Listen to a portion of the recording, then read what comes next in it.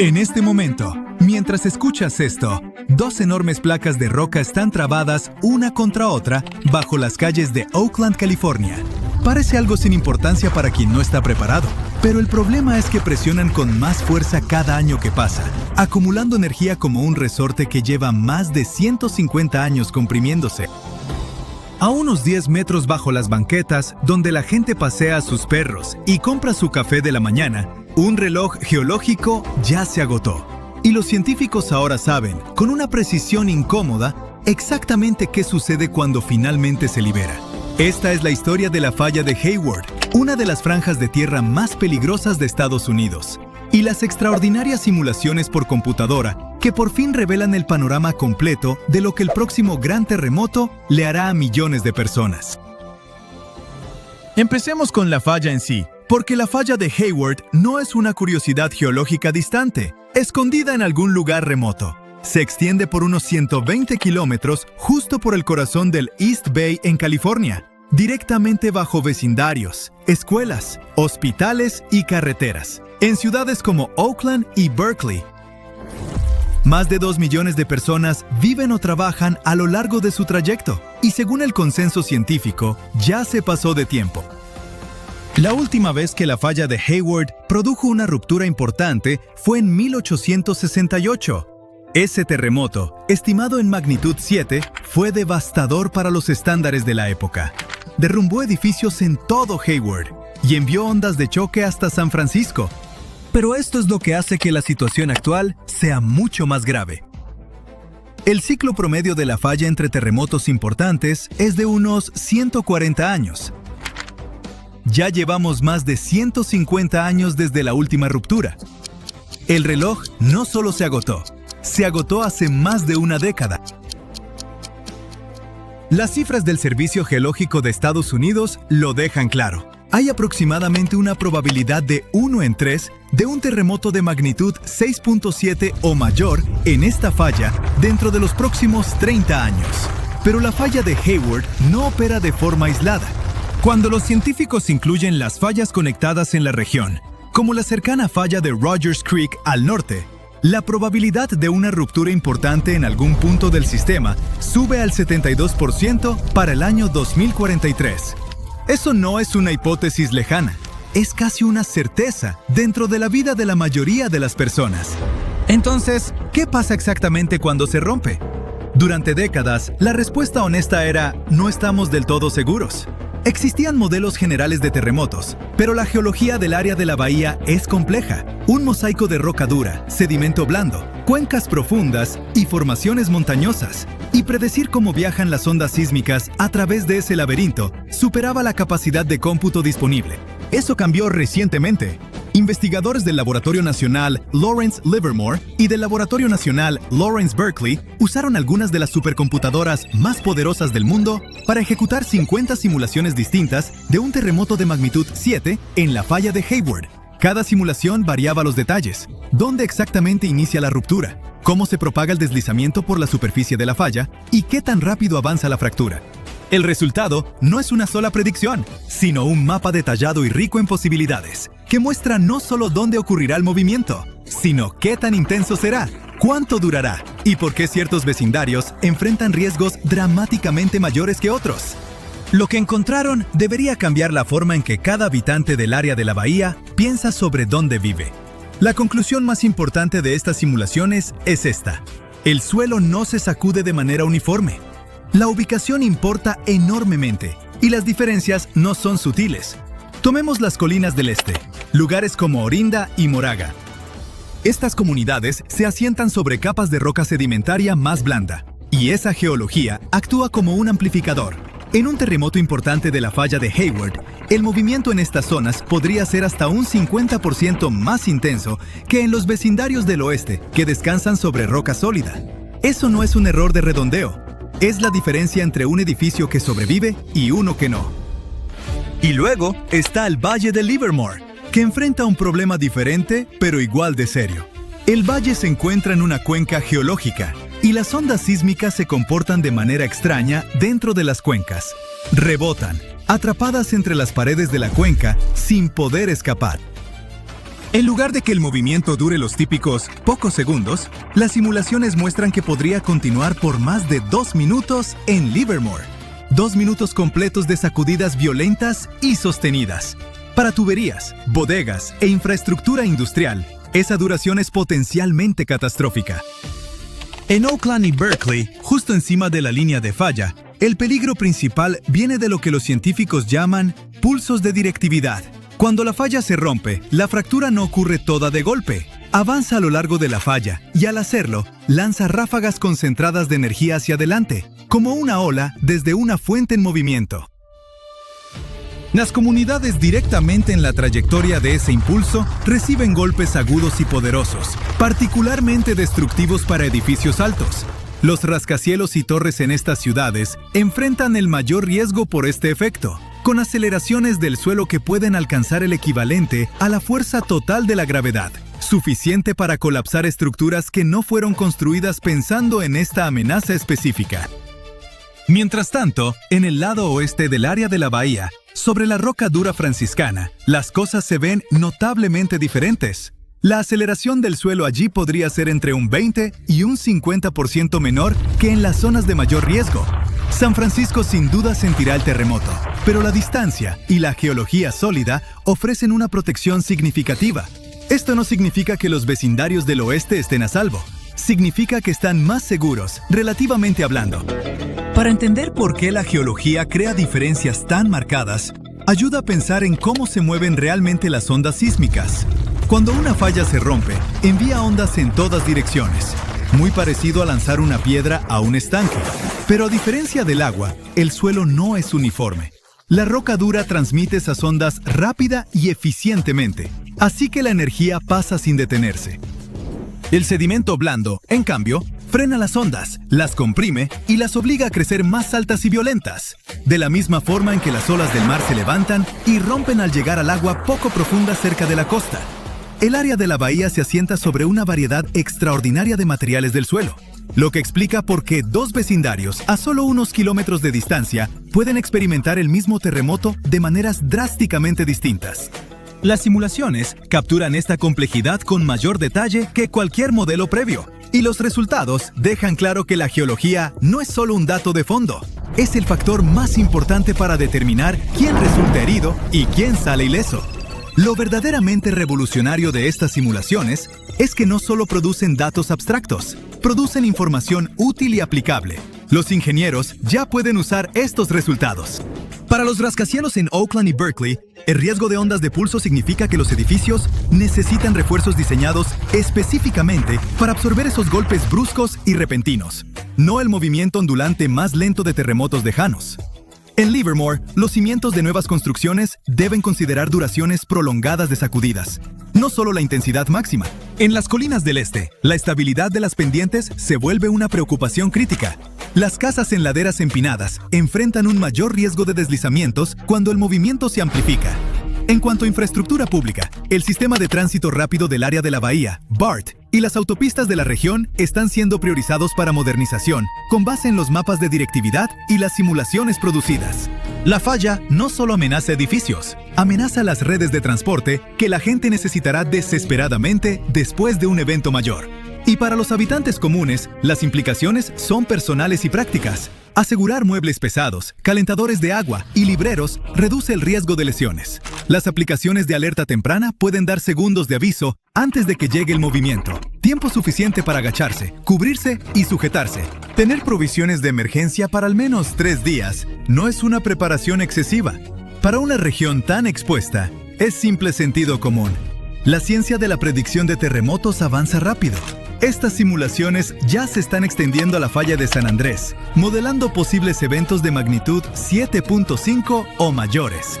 El mapeo subsuperficial de mayor resolución llevará los modelos a un detalle aún más fino. Pero la simulación de la falla de Hayward ya nos dice algo profundo. No tenemos que estar indefensos ante esta amenaza. El suelo bajo el área de la bahía ya no es un misterio. Sabemos dónde se concentra el peligro. Sabemos por qué algunos vecindarios se sacudirán más fuerte, por qué algunos valles se sacudirán por más tiempo y por qué algunos edificios enfrentan riesgos que otros no. La pregunta ya no es si este terremoto viene, La pregunta es si estaremos listos cuando llegue.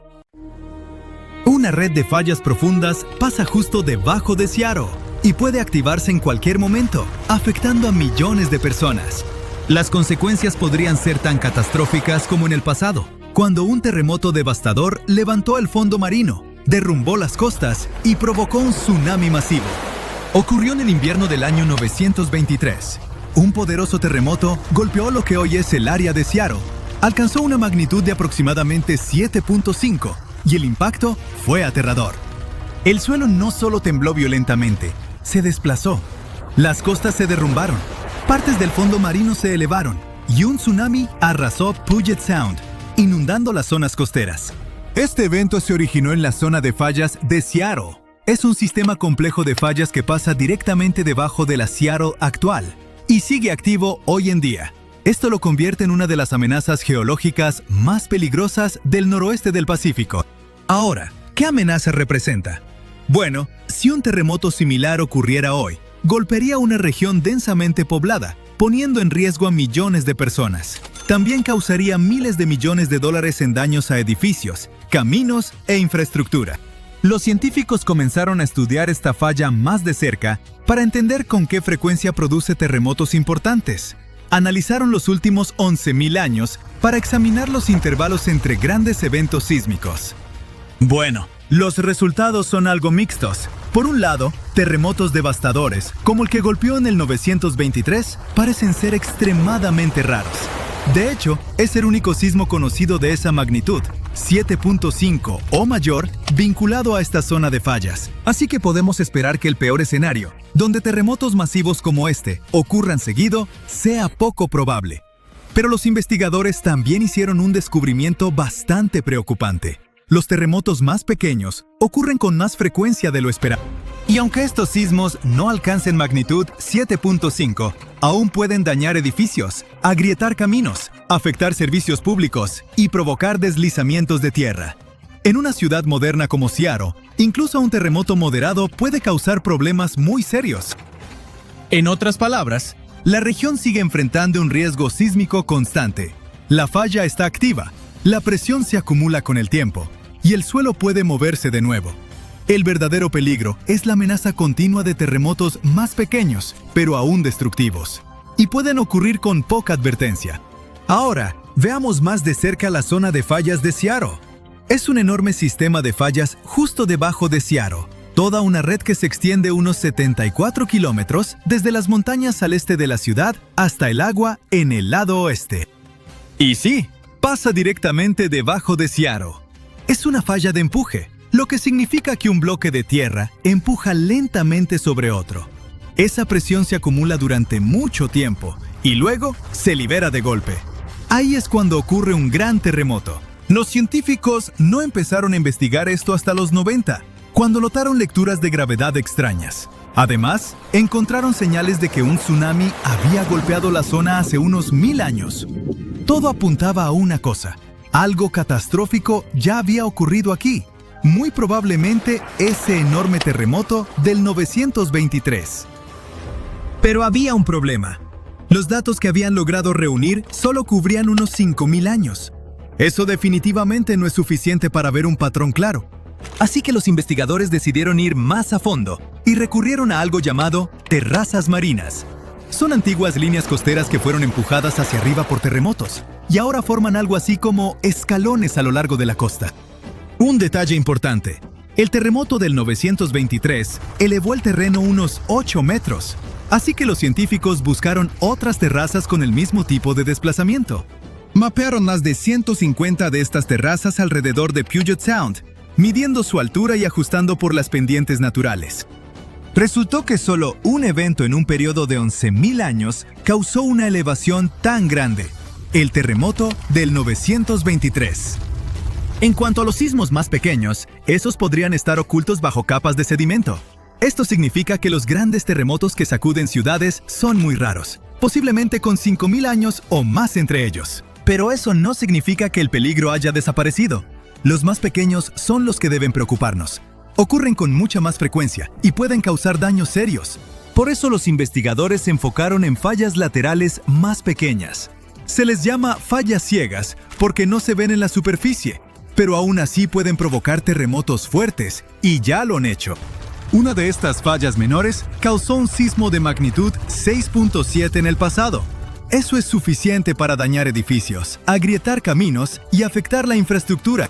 Así que el equipo reunió varias herramientas, como escaneos magnéticos, trabajo de campo y mapas LIDAR. Incluso excavaron trincheras a lo largo de las líneas de falla y usaron métodos de datación para determinar cuándo ocurrieron sismos anteriores.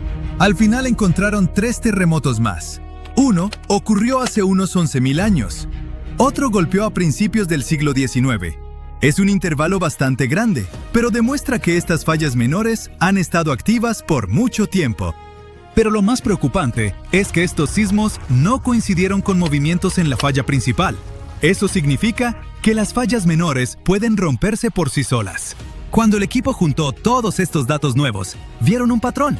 Los sismos menores ocurren aproximadamente cada 350 años en los últimos 2.500 años. Eso es más frecuente de lo que los científicos pensaban. Y esta actividad parece haberse intensificado en los últimos 2.000 años. Ahora, los investigadores intentan determinar qué tan grandes pueden ser estos sismos, con qué frecuencia ocurren y qué pasaría si uno golpeara hoy. Pero no es tan sencillo. Tienen que armar el panorama completo a partir de rocas, capas de suelo y pequeñas pistas que encuentran bajo tierra. Entonces, ¿en qué situación queda Seattle? Bueno, existe un sistema nacional llamado Modelo de Amenaza Sísmica. Es lo que usan los ingenieros y planificadores para decidir qué tan resistentes deben ser los edificios, cómo diseñar la infraestructura, ese tipo de cosas. Actualmente el sistema incluye el gran sismo tipo 923, pero no toma realmente en cuenta las fallas laterales menores. Primero, estas fallas son más cortas de lo que el modelo normalmente considera. Segundo, aún no sabemos qué tan potentes pueden ser sus sismos. Por eso, el modelo probablemente debería actualizarse, y las autoridades necesitan empezar a planificar para esos terremotos más frecuentes. Esto podría afectar directamente los códigos de construcción y los planes de seguridad. Ahora, a pesar de estas noticias preocupantes, hay otras fallas aún más peligrosas en la Tierra, como la falla de San Andrés, que atraviesa California por unos 1.300 kilómetros. Es donde 2 placas enormes se deslizan lateralmente una contra otra. Esa fricción constante acumula presión y luego la libera de golpe. Así es como ocurren sismos como el desastre de San Francisco en 1906. Hoy, millones de personas viven justo encima de ella. Así que los científicos monitorean cada temblor, hasta el más mínimo, con sensores, buscando señales de una ruptura mayor. Luego está la falla del norte de Anatolia, que se extiende unos 1.500 kilómetros a lo largo de Turquía. Tiende a romperse en reacción en cadena, un sismo detonando el siguiente a lo largo de la línea. En 1999, una de esas rupturas golpeó Izmit y cobró la vida de más de 17.000 personas. Ahora, la tensión se acumula más cerca de Estambul, una ciudad con más de 15 millones de habitantes. La zona de subducción de Sumatra en Indonesia es donde una placa se hunde debajo de otra, acumulando enormes cantidades de energía. En 2004, liberó un sismo de magnitud 9.1 y un tsunami que más de 230.000 personas no sobrevivieron. Sigue activa hoy en día, y los científicos monitorean constantemente el fondo marino y la presión oceánica para detectar señales de tsunami lo antes posible. El cinturón alpino se extiende por más de 2.400 kilómetros, desde el sur de Europa hasta Asia. Alguna vez ayudó a formar cadenas montañosas como los Alpes. Aquí, las placas chocan entre sí y empujan la tierra hacia arriba. Los sismos no ocurren aquí con frecuencia, pero cuando suceden, pueden ser potentes y golpear regiones densamente pobladas. Japón también se encuentra justo donde varias placas colisionan. Es uno de los lugares con más actividad sísmica en la Tierra. En 2011, un enorme sismo submarino provocó un tsunami y el desastre de Fukushima. Desde entonces, Japón ha construido uno de los sistemas de monitoreo más avanzados del mundo. Miles de sensores rastrean el movimiento del suelo en tiempo real para enviar alertas en cuestión de segundos.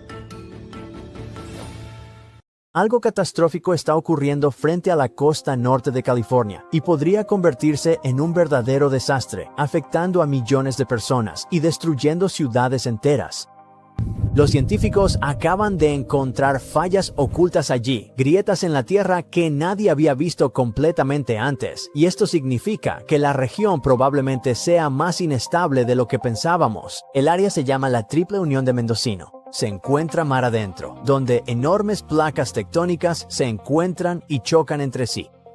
Durante mucho tiempo, los expertos creyeron que solo 3 placas tectónicas chocaban allí. Eso por sí solo la convertía en una de las zonas sísmicas más activas de los Estados Unidos. Una ruptura masiva en la Triple Unión de Mendocino no cambiaría el clima ni destruiría el planeta, pero el daño regional podría ser catastrófico. Un terremoto masivo podría provocar tsunamis, incendios, deslizamientos e inundaciones. Habría un colapso generalizado de la infraestructura en toda la costa oeste. Peor aún, el impacto podría no limitarse a nivel local. Los puertos, las rutas de navegación, los sistemas energéticos, los cables de internet y las cadenas de suministro sufrirían graves daños. Afectaría a economías mucho más allá de los Estados Unidos.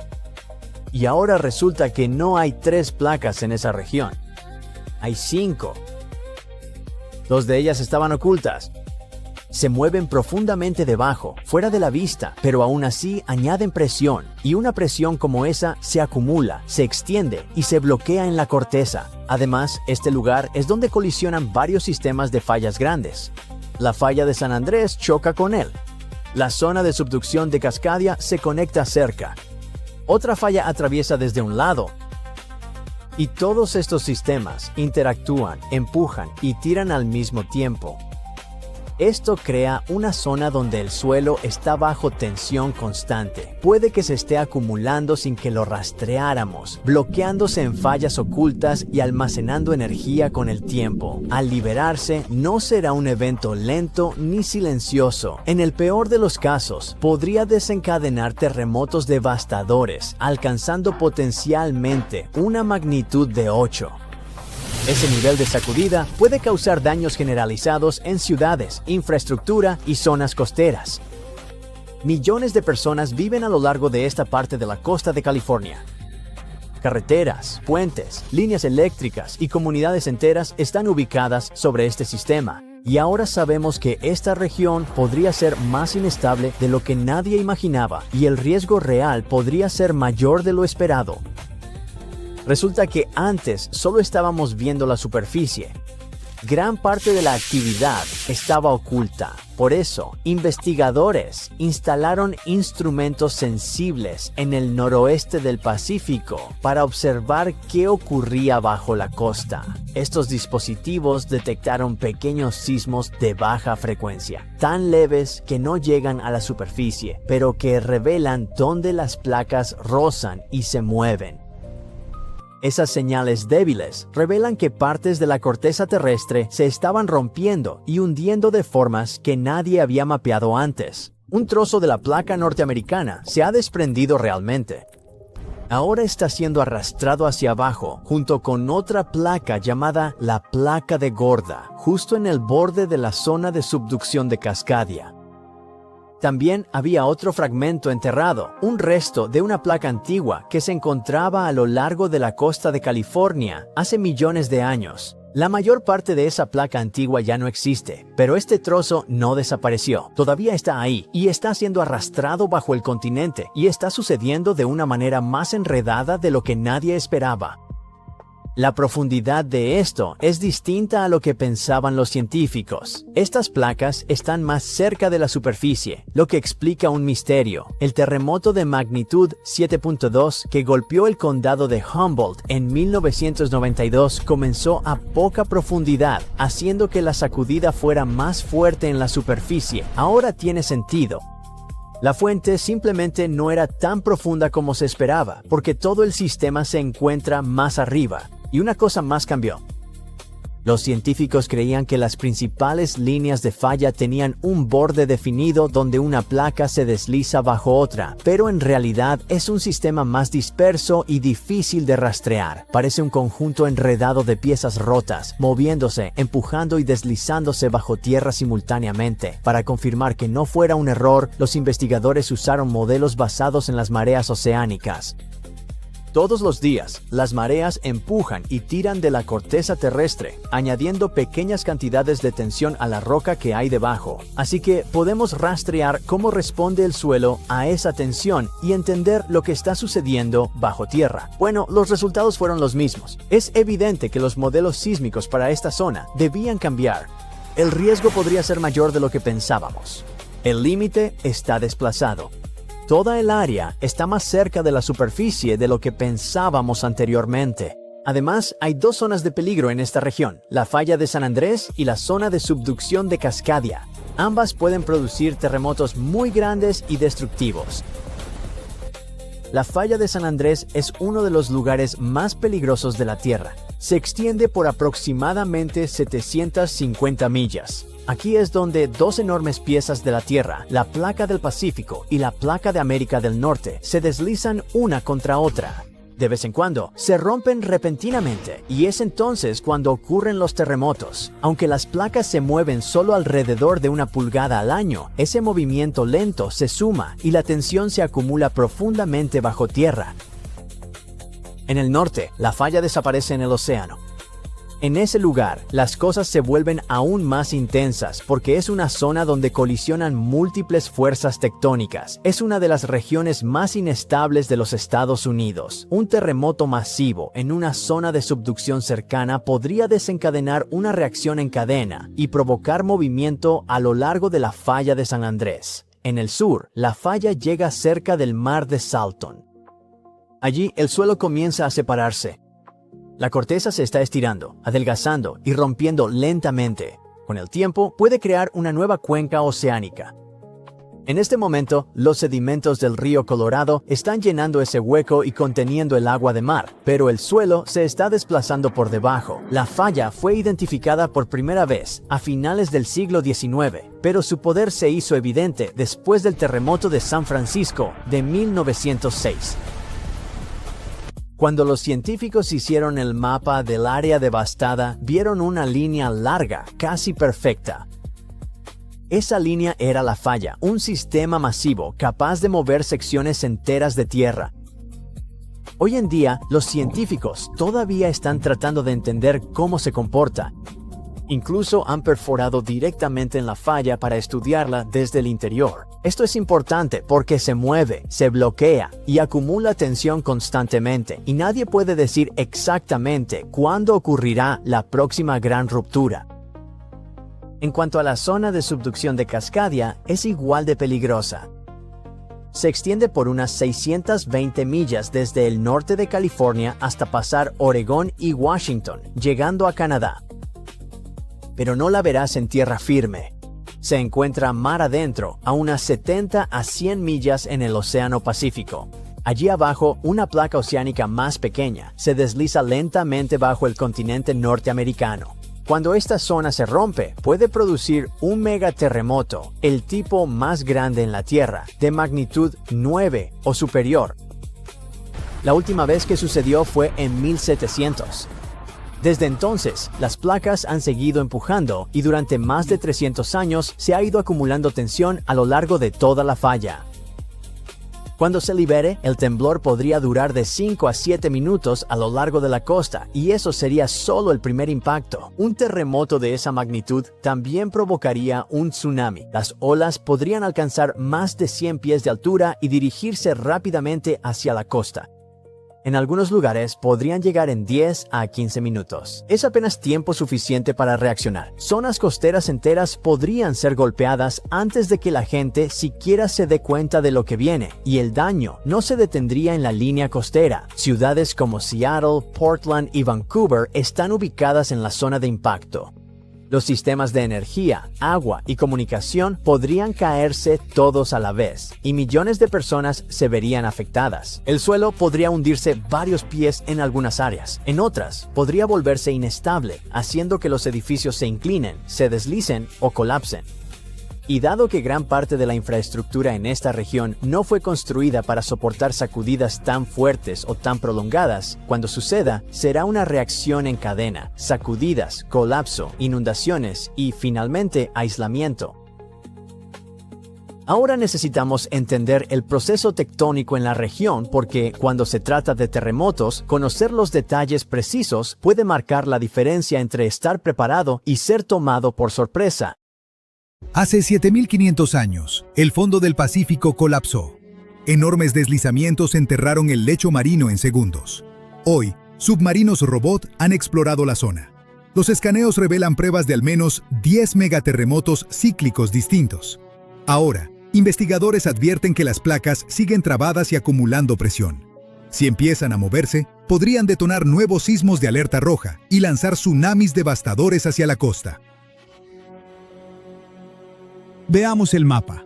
Esta falla es como un cierre gigante. Mide más de 600 millas, desde el norte de California hasta Canadá.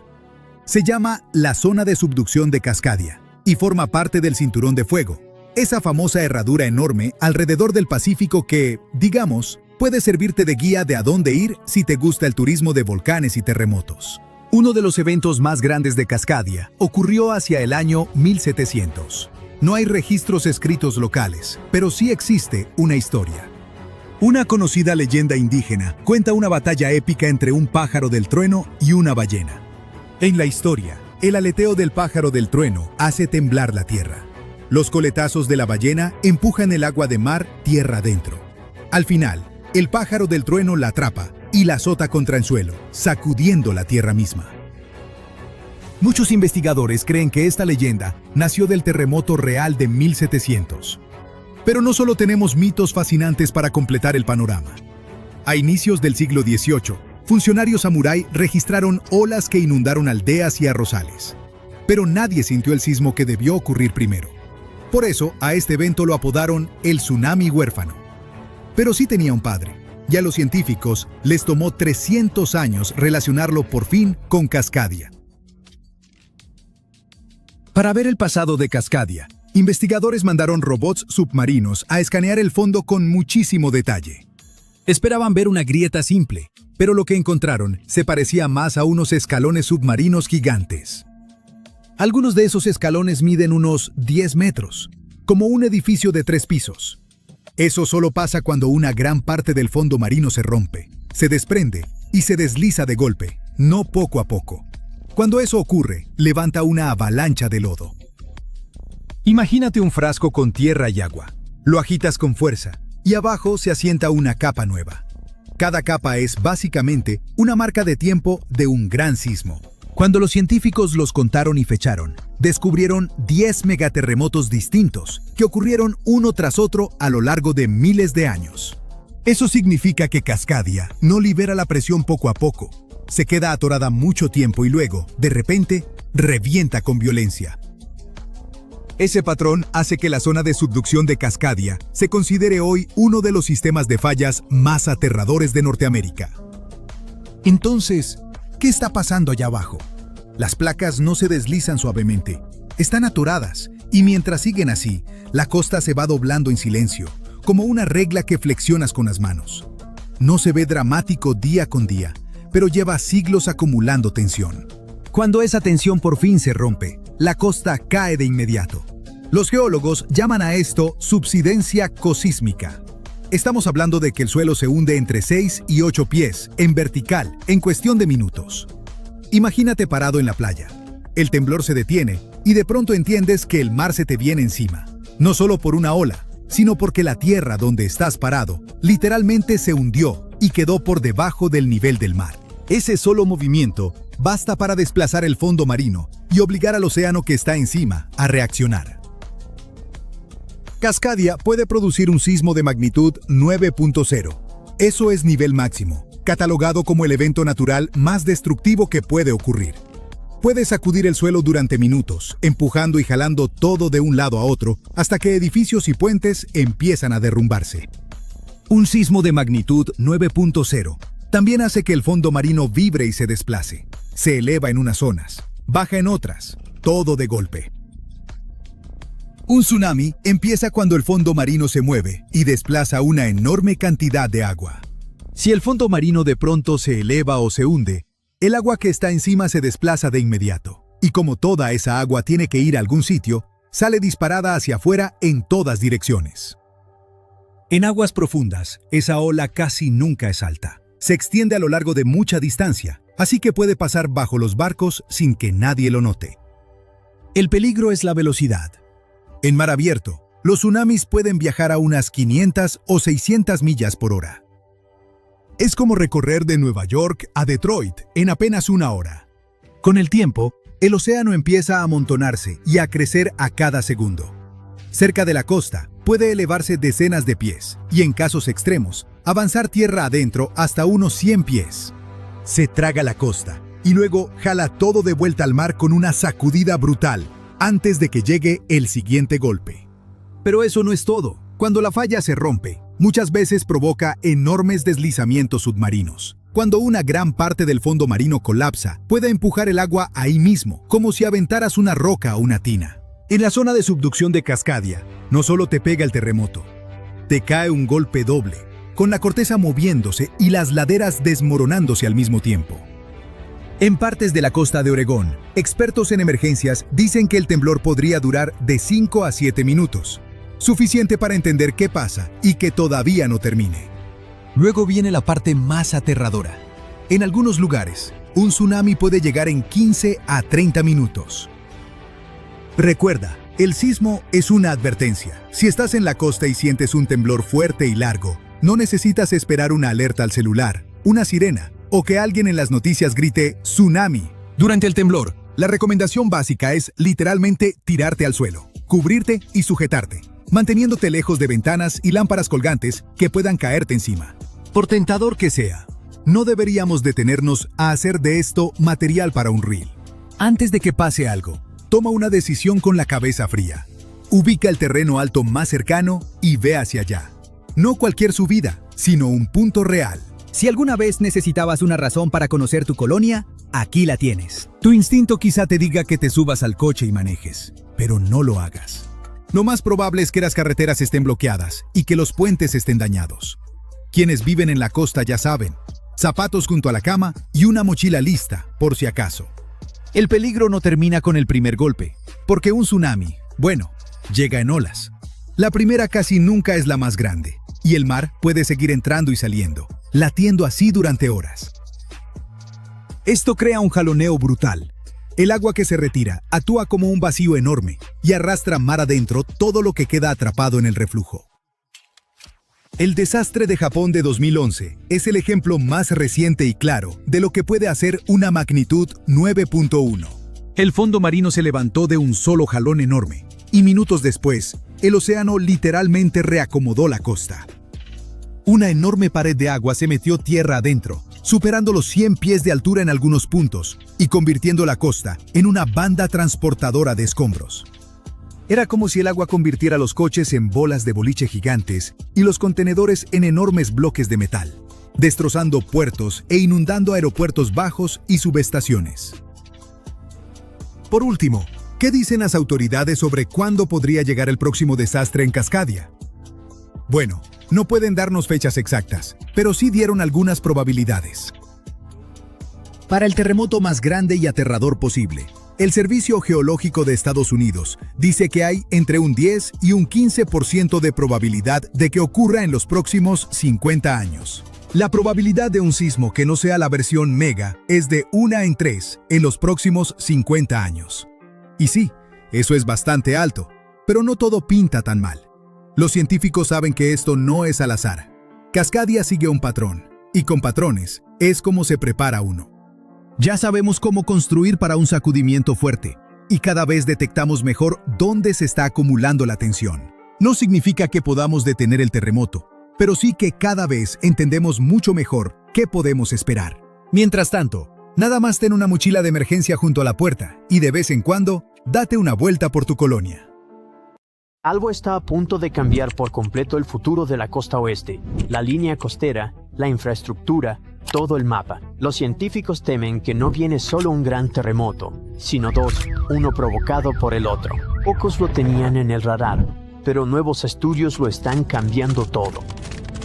Durante décadas, todos trataron la falla de San Andrés y la zona de subducción de Cascadia como dos monstruos separados que simplemente vivían en el mismo vecindario. Eran poderosas e independientes, Pero ahora se cree que estas dos fallas gigantes están vinculadas y que una podría arrastrar a la otra, causando una ruptura inmediata. Cascadia se mueve, San Andreas se mueve. Lágrimas de San Andreas, las de Cascadia y sus consecuencias son inquietantes. Científicos vieron que esto pasó 10 veces en los últimos 31.000 años. Terremoto, pausa, terremoto. Proviene de núcleos de sedimentos marinos, cápsulas del tiempo extraídas del fondo del océano. Los investigadores analizaron capas de sedimento y hallaron dobletes, capas de escombros creadas por dos terremotos masivos tan seguidos que el océano apenas pudo asentarse entre ellos. Ese descubrimiento nos lleva a la triple unión de Mendocino, el generador de problemas geológicos de la costa oeste. Es el lugar donde tres placas tectónicas chocan y se rozan entre sí como engranajes mal alineados. También es la zona donde la falla de San Andrés se encuentra con Cascadia, lo que la convierte en el lugar perfecto para que se formen estos dobles terremotos. Los cambios de tensión causados por una ruptura en una falla viajan directamente a través de esta unión y desestabilizan la otra. No pasa nada cuando esto le ocurre a un librero. Cuando mueves un libro, otros tres se mueven también. Pero cuando lo piensas como una costa con millones de personas, ciudades enteras, infraestructura importante, de inmediato se vuelve aterrador. Para mucha gente que vive en la costa oeste, la falla de San Andrés se siente como un problema de California y Cascadia como un problema de Oregón y Washington. Pero cuando entiendes que estas dos fallas pueden básicamente activarse una a la otra, deja de ser un problema local y se convierte en uno continental.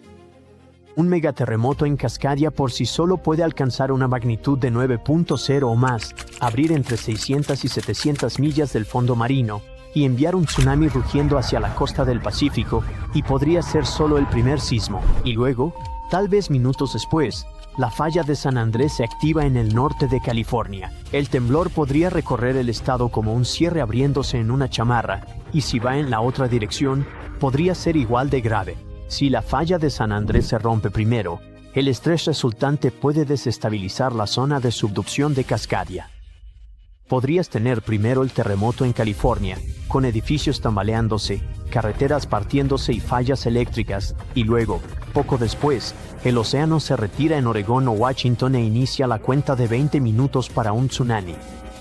Es el tipo de reacción en cadena que no quieres ni siquiera en un videojuego, mucho menos en la vida real. Este descubrimiento también nos dice algo inquietante sobre el terremoto de 1700, el que envió un tsunami tan grande a través del Pacífico que llegó a Japón sin previo aviso. Los pescadores japoneses llamaron a esa ola el tsunami huérfano porque llegó sin que se sintiera ningún temblor. Solo siglos después, los científicos descubrieron que provenía del noroeste del Pacífico, pero hasta hace poco, nadie sabía que la falla de San Andrés también pudo haber sentido ese evento, e incluso pudo haberse deslizado o desestabilizado por eso.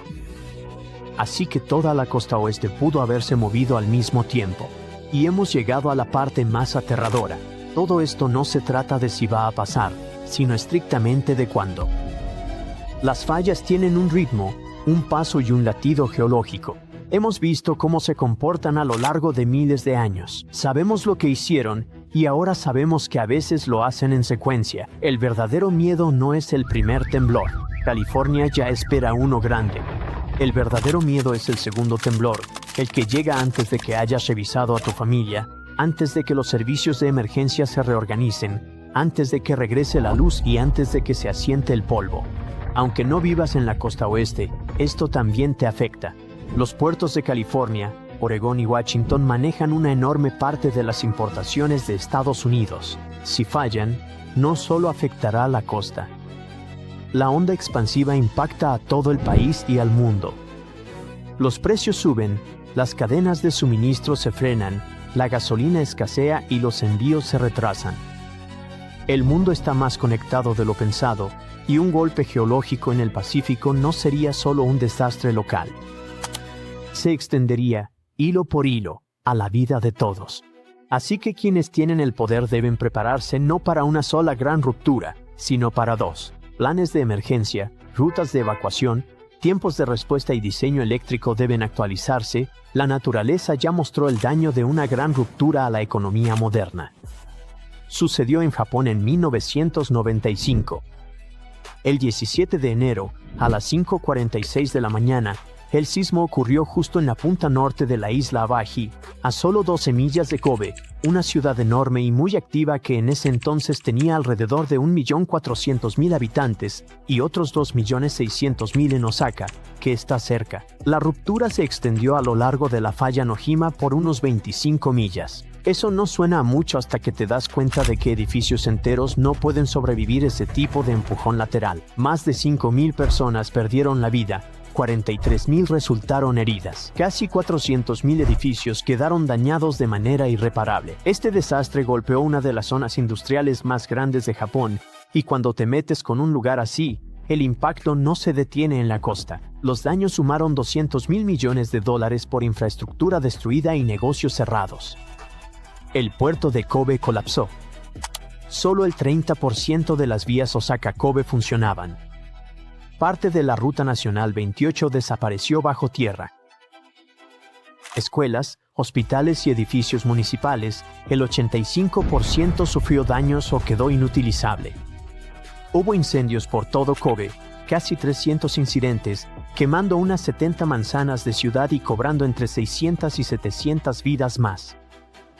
Cerca de 100.000 se fueron para siempre, el 2,5% de la población en menos de un año.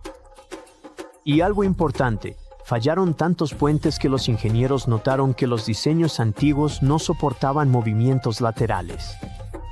Las casas con techos de teja, hechas para tifones, colapsaron porque el peso estaba muy arriba.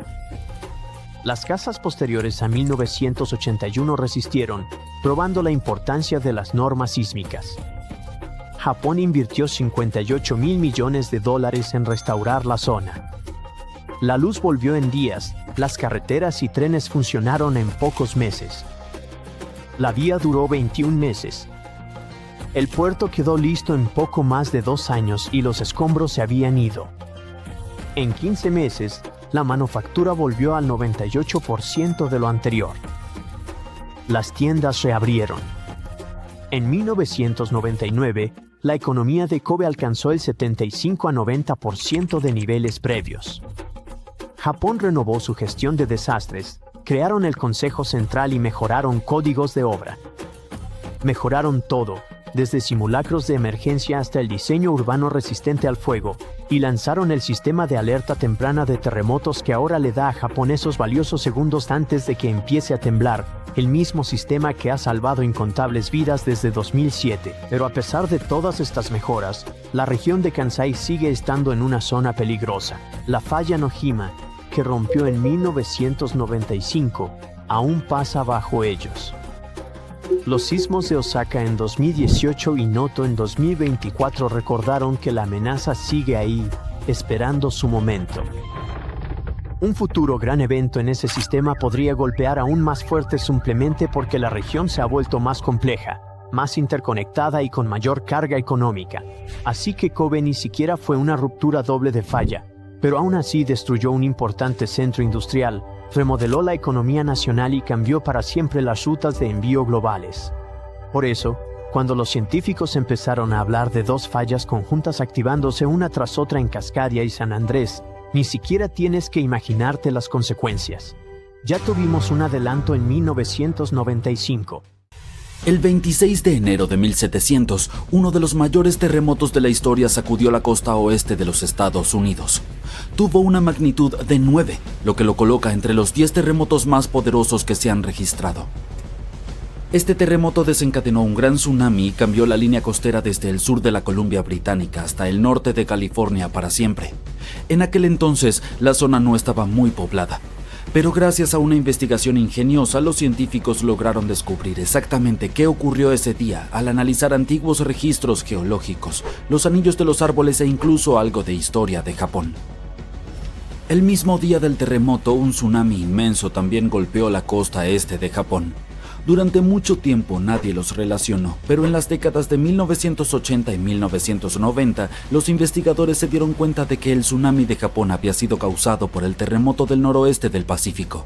También pudieron identificar el día exacto, el 26 de enero de 1700. Incluso encontraron árboles antiguos en la costa de Washington que habían perecido en el invierno de 1700, lo cual coincidía perfectamente con el momento del terremoto. El sismo se originó en la zona de subducción de Cascadia, una falla donde la placa de Juan de Fuca se desliza por debajo de la placa norteamericana.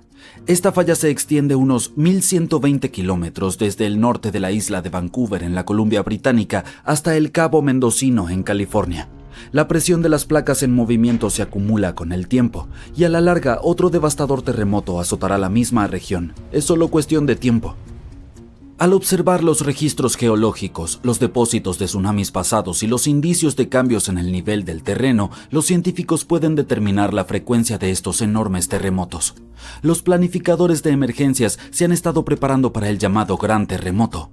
Los científicos creen que los terremotos de la zona de subducción de Cascadia ocurren cada 200 a 1000 años, y dado que el último importante fue hace más de 300 años, el noroeste del Pacífico está definitivamente en espera de otro. Cuando ocurra, se espera que el terremoto sea tan grande como el de 1700, pero esta vez afectará a alrededor de 15 millones de personas. La devastación será grave. Los edificios se derrumbarán, las carreteras y las pistas se agrietarán y los puentes caerán. La comunicación dentro y fuera del área quedará interrumpida. ¿Pero qué es lo peor? El terremoto desencadenará un peligroso tsunami que podría golpear partes de la costa de Washington en tan solo 10 minutos. No es cuestión de si sucederá, sino cuándo se romperá la zona de subducción de Cascadia. Cuando eso ocurra, será el peor desastre que Estados Unidos haya enfrentado, peor que el huracán Katrina o la supertormenta Sandy. Afectará una enorme área que se extiende desde el sur de Columbia Británica hasta Oregón y el norte de California. Eso significa que millones y millones de personas se verán afectadas.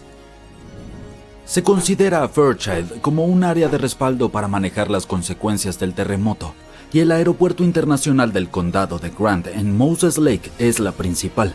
Para aquellos que sobrevivan al sismo y al tsunami iniciales, las secuelas podrían ser igualmente desastrosas.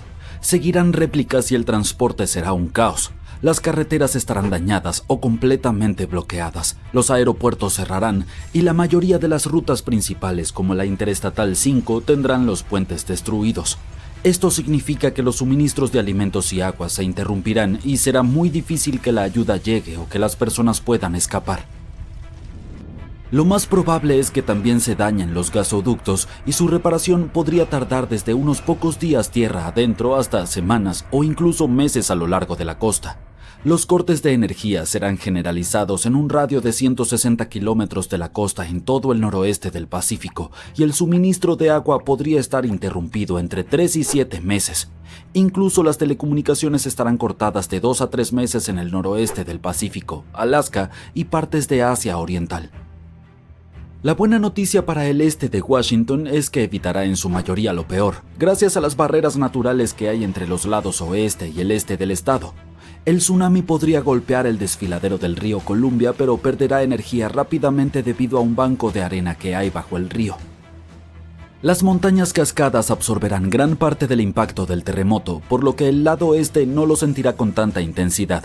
Y dado que el este de Washington no será golpeado tan fuerte, les corresponderá a ellos manejar las secuelas del sismo. Esto implica ayudar al oeste de Washington, acoger a los refugiados de las zonas que fueron arrasadas y entregar suministros a donde sean necesarios. Los científicos han estudiado otros grandes terremotos de magnitudes de entre 8 y 9, como los de Chile de 1960, Alaska en 1964, Sumatra en 2004 y Japón en 2011. Este tipo de sismos puede sacudir el suelo durante un periodo que varía de 6 a 10 minutos, y eso es mucho tiempo para que la Tierra esté temblando. Estos sismos son extremadamente intensos porque ocurren cerca de la superficie terrestre, por lo que no es solo un movimiento rápido, sino uno prolongado y fuerte que puede causar mucho daño.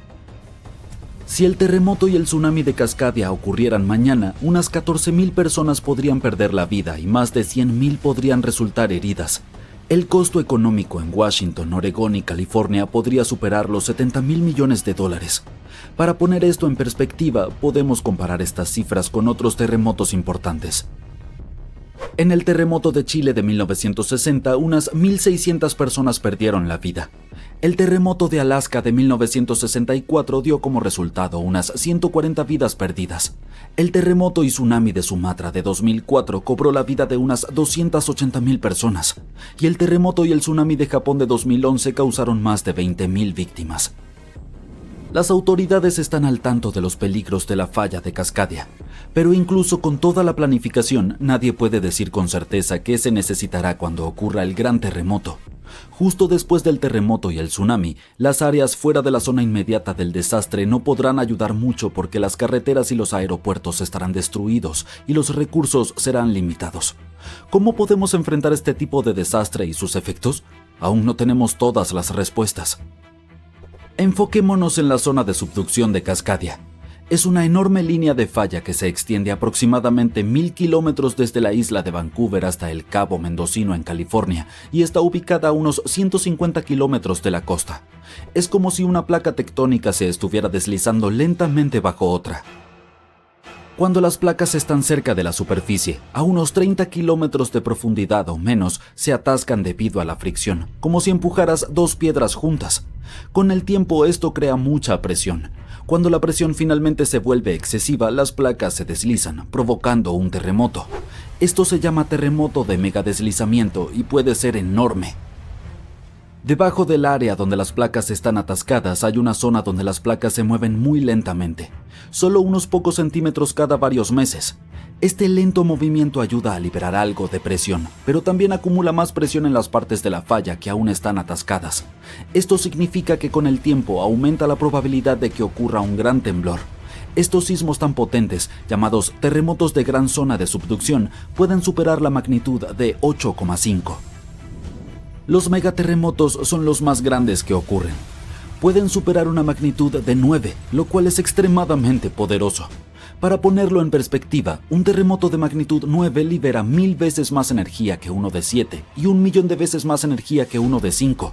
Estos terremotos ocurren cuando se acumula mucha presión en una parte de la falla que está bloqueada, lo que significa que las placas no pueden moverse una respecto a la otra. Cuando esa presión se vuelve demasiado alta, la falla se rompe y libera toda esa energía acumulada en un único temblor. La zona de subducción de Cascadia es extremadamente larga, por eso si llegara a romperse de una vez podría generar un enorme terremoto. Los científicos han estudiado esta región y han encontrado que aproximadamente a 30 kilómetros bajo la superficie la falla está bloqueada. Las placas allí no se deslizan una sobre la otra, pero más profundamente las placas comienzan a deslizarse con más suavidad, lo que causa menos fricción. Esto es importante porque nos indica cuánta tensión se está acumulando en esa zona bloqueada y cómo eventualmente podría desencadenar un gran terremoto. Desde el año 2000, el mundo ha sido golpeado por más de 1,700 terremotos con una magnitud superior a 5. Muchos ocurrieron alrededor del Anillo de Fuego, ubicado cerca del Océano Pacífico. En América del Norte, la mayor amenaza es la falla de San Andrés, que puede provocar un terremoto de una magnitud mayor que cualquier otro y se ha ganado el escalofriante apodo de El Grande. La posible destrucción de California es un panorama aterrador que podría tener consecuencias inimaginables, pero El Grande es solo el comienzo de lo que está por venir. Malas noticias. Los científicos han predicho un fenómeno devastador que ocurrirá en 2030. Nos guste o no, hay un 70% de probabilidades de que experimentemos El Grande, y será un terremoto de magnitud 6,7. La falla de San Andrés provocará El Grande, pero lo aterrador es que no podemos predecirlo. Por otro lado, un terremoto importante ocurre cada 100 años. Esto significa que siempre hay tiempo para prepararse para un desastre natural. Si viajáramos al pasado, veríamos algunos terremotos significativos como los que arrasaron San Francisco y Fort Tejon. Los edificios construidos hace mucho tiempo no son a prueba de sismos, se derrumbarán. Y aunque sobrevivan, no deberías entrar en ellos. Pero los edificios no son la parte más peligrosa. Debes tener cuidado con las líneas eléctricas y las tuberías de gas. Tu casa en la colina puede ser encantadora, pero es extremadamente insegura. Durante los temblores, la colina puede convertirse en un deslizamiento de tierra gigantesco que destruirá todo a su paso. Despídete de los viajes por carretera porque todas estarán arruinadas. Deberías tener algo de agua y comida de reserva ya que no podrás ir al supermercado. Este desastre no será barato. Le costará alrededor de $200,000 millones a los Estados Unidos recuperarse del terremoto.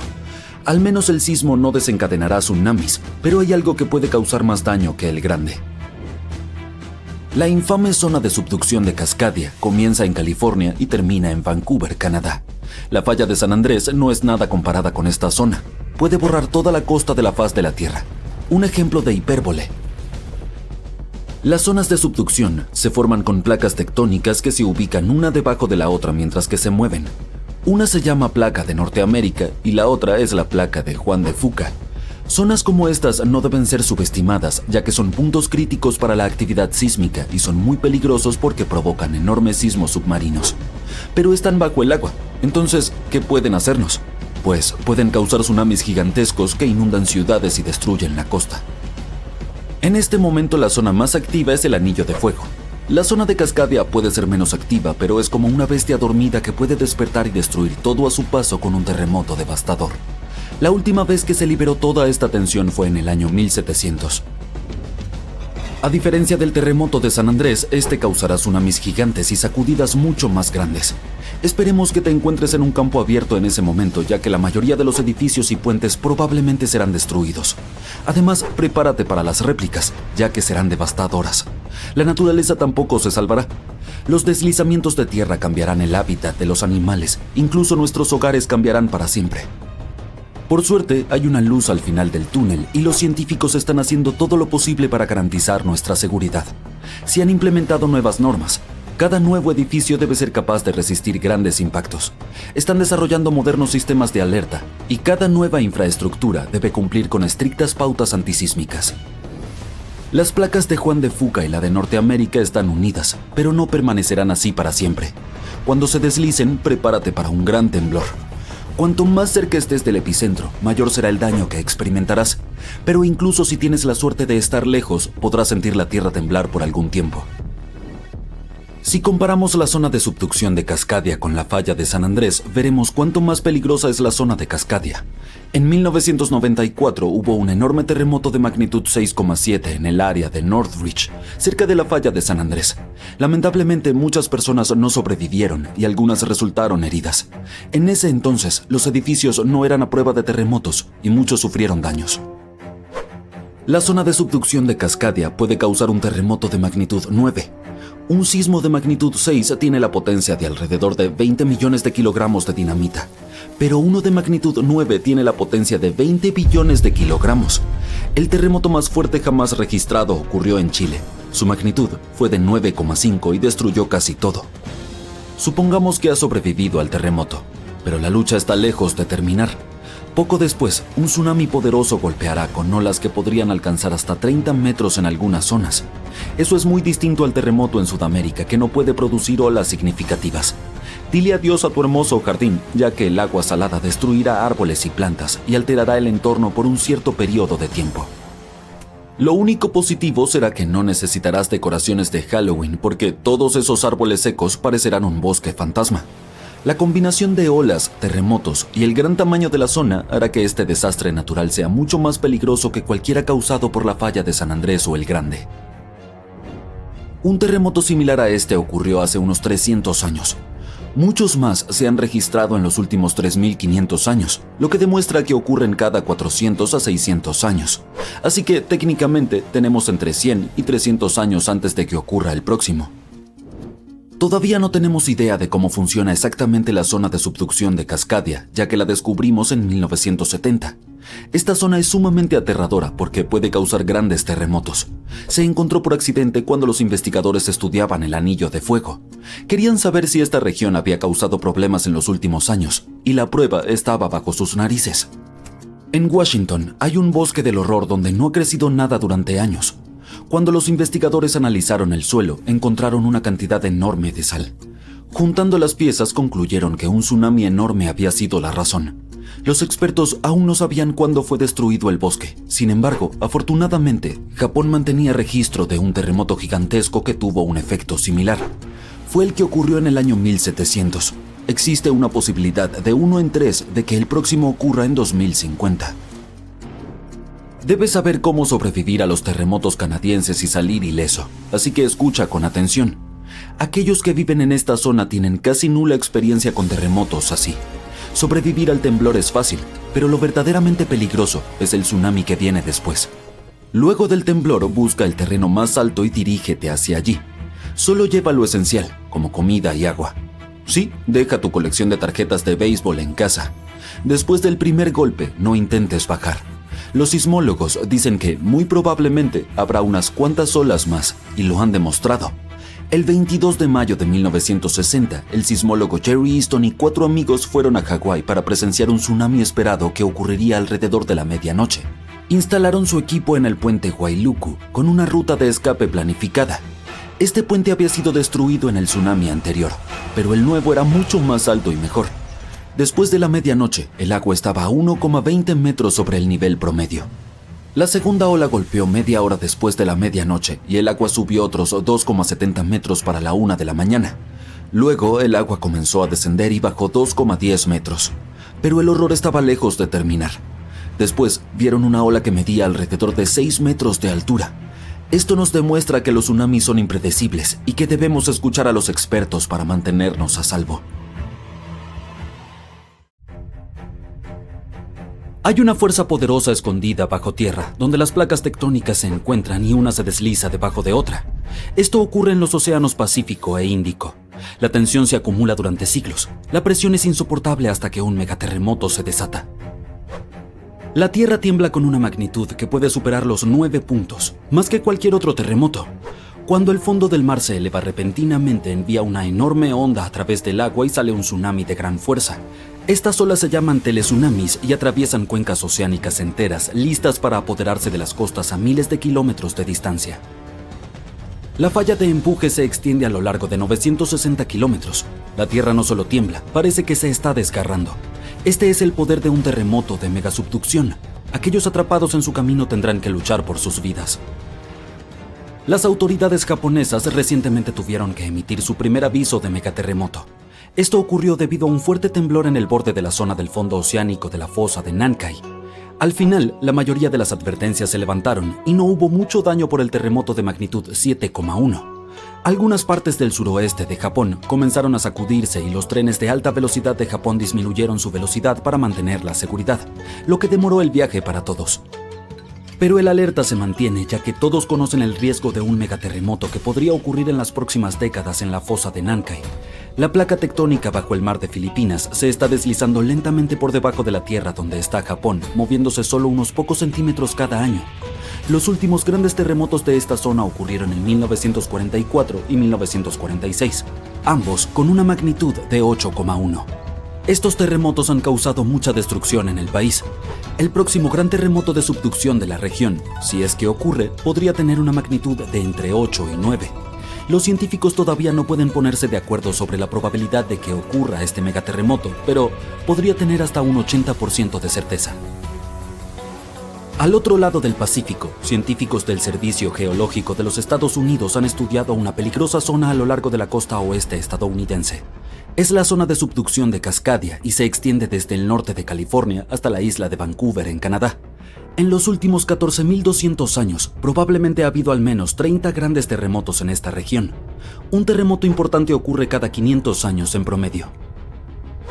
Pero desde hace mucho tiempo Cascadia ha estado tranquila y eso preocupa a los científicos. Ellos piensan que esto podría deberse a que el área está bloqueada, lo que significa que las placas tectónicas están pegadas y acumulando mucha presión. Con el tiempo, una parte del fondo marino podría romperse de repente y moverse hacia adelante algunos metros.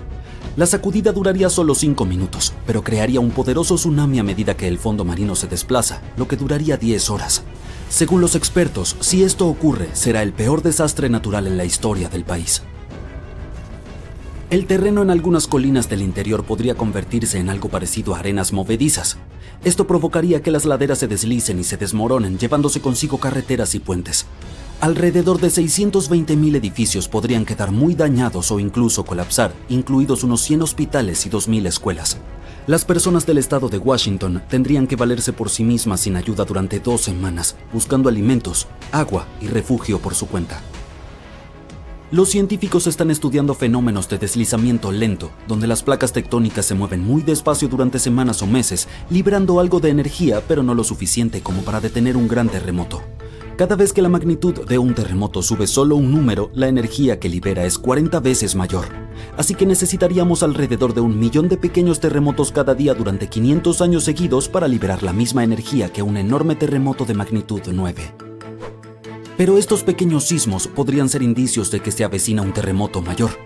Para monitorear mejor la falla de Cascadia, los expertos están cartografiando la falla de manera más precisa y añadiendo mejores herramientas de monitoreo en alta mar. Los científicos recibieron más de $10 millones para instalar sensores sísmicos y medidores de presión en el fondo marino, en un cable de fibra óptica frente a la costa de Oregón. La meta es estar preparados para alertar a las personas y poder salvar vidas cuando ocurra el gran terremoto. Un fuerte terremoto de megaempuje ocurrió en esta parte del mundo en 1964. Pasó a la historia como el Gran Terremoto de Alaska y tuvo una magnitud de 9,2. Duró más de 4 minutos y se convirtió en el más poderoso en la historia de los Estados Unidos y América del Norte. El suelo tembló tan intensamente que causó enormes grietas y deslizamientos de tierra. En Anchorage, muchas casas, edificios y carreteras fueron destruidos porque no estaban construidos para soportar un terremoto tan grande. En algunos lugares, el terreno cambió para siempre. Por ejemplo, la costa cerca de Kodiak y la isla Inchbrook se elevó 9 metros. En otras zonas como Girdwood y Portage, el suelo se hundió 2 metros. Tuvieron que reconstruir las carreteras a mayor altura para que no fueran inundadas por la marea. Un enorme tsunami de 8 metros arrasó con todo el pueblo de Chenega. Muchas ciudades costeras sufrieron graves daños no solo por el terremoto, sino también por los tsunamis y los incendios que le siguieron. Después del terremoto principal, hubo miles de réplicas más pequeñas durante meses. Un terremoto moderado de magnitud 4,4 sacudió Los Ángeles en agosto de 2024. Una vez que terminó, el Departamento de Bomberos de Los Ángeles revisó la ciudad y no encontró daños mayores ni personas heridas. En la ciudad de Pasadena, que está cerca del epicentro del terremoto, una tubería de agua estalló dentro del ayuntamiento y todos tuvieron que abandonar el edificio. Afortunadamente, no había peligro de tsunami. Lo mejor que podemos hacer para evitar el pánico en tales situaciones es estar preparados. Japón es uno de los lugares de la Tierra donde ocurren más terremotos porque se encuentra en los bordes de 4 placas tectónicas. Alrededor de 1.500 de estos terremotos al año son perceptibles. Debido a esto, la gente de Japón ha aprendido a vivir con los terremotos. La ley de 1950 estableció que los edificios deben ser capaces de soportar terremotos de hasta una magnitud de 7 sin colapsar. Una actualización de 30 años después estipuló que los edificios solo deberían tener daños menores en tales terremotos y deberían seguir funcionando con normalidad. Pero si hay alguno aún más fuerte, la ley establece que la función principal del edificio es no colapsar y salvar vidas. Los edificios se refuerzan con vigas, pilares y muros más gruesos para que puedan soportar mejor las sacudidas. Otra técnica consiste en colocar almohadillas especiales hechas de materiales como el caucho en la base del edificio. Algunos edificios incluso se construyen sobre gruesas capas de amortiguación que los separan completamente del suelo, lo que ayuda a protegerlos durante un terremoto. Un rascacielos puede balancearse bastante, moviéndose hasta 1,5 metros. Para evitar que se dañe, los ingenieros también pueden añadir algo llamado amortiguadores cada 2 pisos hasta la parte superior. Estos amortiguadores son como bombas de bicicleta gigantes, pero en lugar de aire están llenos de líquido. Cuando el edificio se sacude, los amortiguadores presionan contra el líquido en su interior. Aunque el líquido no se comprima mucho, puede absorber parte de la vibración. Cuando están construyendo rascacielos altos, los ingenieros intentan hacer la estructura lo más simple y equilibrada posible. Esto implica que cada piso tenga la misma altura y que las columnas de soporte estén distribuidas uniformemente. Sin embargo, a veces los arquitectos que diseñan rascacielos no quieren hacer estas concesiones porque tienen ideas creativas sobre cómo debería verse el edificio. Entonces deben encontrar soluciones alternativas. Por ejemplo, la Torre Skytree de Tokio, uno de los edificios más altos del mundo, está diseñada con un estilo futurista, pero también incluye características especiales para protegerla de los terremotos. Tiene un pilar central como en las pagodas japonesas tradicionales y amortiguadores sísmicos que ayudan a absorber la energía de un terremoto y mantienen el edificio seguro. Algo catastrófico está ocurriendo frente a la costa norte de California y podría convertirse en un verdadero desastre, afectando a millones de personas y destruyendo ciudades enteras. Los científicos acaban de encontrar fallas ocultas allí, grietas en la tierra que nadie había visto completamente antes, y esto significa que la región probablemente sea más inestable de lo que pensábamos. El área se llama la Triple Unión de Mendocino. se encuentra mar adentro, donde enormes placas tectónicas se encuentran y chocan entre sí. Durante mucho tiempo, los expertos creyeron que solo 3 placas tectónicas chocaban allí. Eso por sí solo la convertía en una de las zonas sísmicas más activas de los Estados Unidos. Una ruptura masiva en la Triple Unión de Mendocino no cambiaría el clima ni destruiría el planeta, pero el daño regional podría ser catastrófico. Un terremoto masivo podría provocar tsunamis, incendios, deslizamientos e inundaciones. Habría un colapso generalizado de la infraestructura en toda la costa oeste. Peor aún, el impacto podría no limitarse a nivel local. Los puertos, las rutas de navegación, los sistemas energéticos, los cables de internet y las cadenas de suministro sufrirían graves daños. Afectaría a economías mucho más allá de los Estados Unidos. Y ahora resulta que no hay 3 placas en esa región. Hay 5. 2 de ellas estaban ocultas. Se mueven profundamente debajo, fuera de la vista, pero aún así añaden presión, y una presión como esa se acumula, se extiende y se bloquea en la corteza. Además, este lugar es donde colisionan varios sistemas de fallas grandes. La falla de San Andrés choca con él. La zona de subducción de Cascadia se conecta cerca. Otra falla atraviesa desde un lado. Y todos estos sistemas interactúan, empujan y tiran al mismo tiempo. Esto crea una zona donde el suelo está bajo tensión constante. Puede que se esté acumulando sin que lo rastreáramos, bloqueándose en fallas ocultas y almacenando energía con el tiempo. Al liberarse, no será un evento lento ni silencioso. En el peor de los casos, podría desencadenar terremotos devastadores, alcanzando potencialmente una magnitud de 8. Ese nivel de sacudida puede causar daños generalizados en ciudades, infraestructura y zonas costeras. Millones de personas viven a lo largo de esta parte de la costa de California. Carreteras, puentes, líneas eléctricas y comunidades enteras están ubicadas sobre este sistema. Y ahora sabemos que esta región podría ser más inestable de lo que nadie imaginaba y el riesgo real podría ser mayor de lo esperado. Resulta que antes solo estábamos viendo la superficie. Gran parte de la actividad estaba oculta. Por eso, investigadores instalaron instrumentos sensibles en el noroeste del Pacífico para observar qué ocurría bajo la costa. Estos dispositivos detectaron pequeños sismos de baja frecuencia, tan leves que no llegan a la superficie, pero que revelan dónde las placas rozan y se mueven. Esas señales débiles revelan que partes de la corteza terrestre se estaban rompiendo y hundiendo de formas que nadie había mapeado antes. Un trozo de la placa norteamericana se ha desprendido realmente. Ahora está siendo arrastrado hacia abajo junto con otra placa llamada la placa de Gorda, justo en el borde de la zona de subducción de Cascadia. También había otro fragmento enterrado, un resto de una placa antigua que se encontraba a lo largo de la costa de California hace millones de años. La mayor parte de esa placa antigua ya no existe, pero este trozo no desapareció. Todavía está ahí y está siendo arrastrado bajo el continente y está sucediendo de una manera más enredada de lo que nadie esperaba. La profundidad de esto es distinta a lo que pensaban los científicos. Estas placas están más cerca de la superficie, lo que explica un misterio. El terremoto de magnitud 7.2 que golpeó el condado de Humboldt en 1992 comenzó a poca profundidad, haciendo que la sacudida fuera más fuerte en la superficie. Ahora tiene sentido. La fuente simplemente no era tan profunda como se esperaba, porque todo el sistema se encuentra más arriba. Y una cosa más cambió.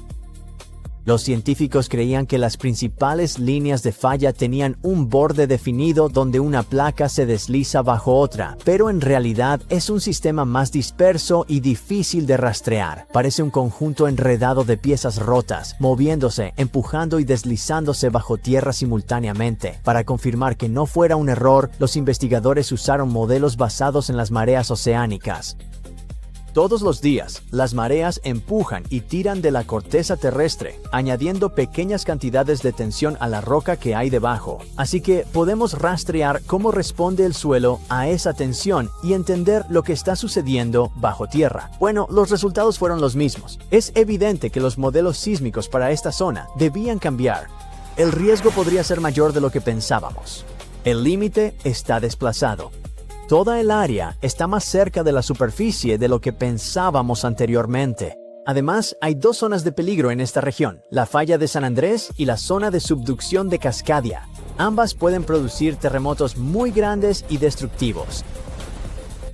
La falla de San Andrés es uno de los lugares más peligrosos de la Tierra. Se extiende por aproximadamente 750 millas. Aquí es donde dos enormes piezas de la Tierra, la placa del Pacífico y la placa de América del Norte, se deslizan una contra otra. De vez en cuando, se rompen repentinamente, y es entonces cuando ocurren los terremotos. Aunque las placas se mueven solo alrededor de 1 pulgada al año, ese movimiento lento se suma y la tensión se acumula profundamente bajo tierra. En el norte, la falla desaparece en el océano. En ese lugar, las cosas se vuelven aún más intensas porque es una zona donde colisionan múltiples fuerzas tectónicas. Es una de las regiones más inestables de los Estados Unidos. Un terremoto masivo en una zona de subducción cercana podría desencadenar una reacción en cadena y provocar movimiento a lo largo de la falla de San Andrés. En el sur, la falla llega cerca del mar de Salton. Allí, el suelo comienza a separarse. La corteza se está estirando, adelgazando y rompiendo lentamente. Con el tiempo, puede crear una nueva cuenca oceánica. En este momento, los sedimentos del río Colorado están llenando ese hueco y conteniendo el agua de mar, pero el suelo se está desplazando por debajo. La falla fue identificada por primera vez a finales del siglo XIX, pero su poder se hizo evidente después del terremoto de San Francisco de 1906. Cuando los científicos hicieron el mapa del área devastada, vieron una línea larga, casi perfecta. Esa línea era la falla, un sistema masivo capaz de mover secciones enteras de tierra. Hoy en día, los científicos todavía están tratando de entender cómo se comporta. Incluso han perforado directamente en la falla para estudiarla desde el interior. Esto es importante porque se mueve, se bloquea y acumula tensión constantemente, y nadie puede decir exactamente cuándo ocurrirá la próxima gran ruptura. En cuanto a la zona de subducción de Cascadia, es igual de peligrosa. Se extiende por unas 620 millas desde el norte de California hasta pasar Oregón y Washington, llegando a Canadá. Pero no la verás en tierra firme. Se encuentra mar adentro, a unas 70 a 100 millas en el Océano Pacífico. Allí abajo, una placa oceánica más pequeña se desliza lentamente bajo el continente norteamericano. Cuando esta zona se rompe, puede producir un megaterremoto, el tipo más grande en la Tierra, de magnitud 9 o superior. La última vez que sucedió fue en 1700. Desde entonces, las placas han seguido empujando y durante más de 300 años se ha ido acumulando tensión a lo largo de toda la falla. Cuando se libere, el temblor podría durar de 5 a 7 minutos a lo largo de la costa, y eso sería solo el primer impacto. Un terremoto de esa magnitud también provocaría un tsunami. Las olas podrían alcanzar más de 100 pies de altura y dirigirse rápidamente hacia la costa. En algunos lugares podrían llegar en 10 a 15 minutos. Es apenas tiempo suficiente para reaccionar. Zonas costeras enteras podrían ser golpeadas antes de que la gente siquiera se dé cuenta de lo que viene, y el daño no se detendría en la línea costera. Ciudades como Seattle, Portland y Vancouver están ubicadas en la zona de impacto. Los sistemas de energía, agua y comunicación podrían caerse todos a la vez, y millones de personas se verían afectadas. El suelo podría hundirse varios pies en algunas áreas. En otras, podría volverse inestable, haciendo que los edificios se inclinen, se deslicen o colapsen. Y dado que gran parte de la infraestructura en esta región no fue construida para soportar sacudidas tan fuertes o tan prolongadas, cuando suceda, será una reacción en cadena: sacudidas, colapso, inundaciones y, finalmente, aislamiento. Ahora necesitamos entender el proceso tectónico en la región porque cuando se trata de terremotos, conocer los detalles precisos puede marcar la diferencia entre estar preparado y ser tomado por sorpresa.